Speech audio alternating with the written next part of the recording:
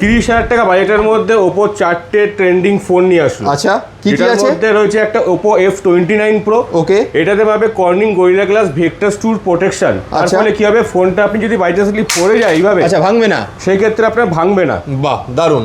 এই একটা গেল। সেকেন্ড আসছে আপনার IP69 দিয়ে ওপোর F29, যেটা আপনার 25,000 টাকা রেঞ্জের মধ্যে চলে আসছে। আচ্ছা। যেটার ফলে আপনার 18 রকম লিকুইড দিয়ে টেস্টেড করা আছে প্রোডাক্টটাকে। ওকে। কোনো রকম লিকুইড ড্যামেজ হওয়ার চান্সেস এখানে নেই। ওকে, নেক্সট। থার্ড আসছে আপনার এটাতে IP69 দিয়ে, এটাতেও আসছে, কিন্তু এটা আসছে 20,000 টাকা রেঞ্জের মধ্যে। আচ্ছা।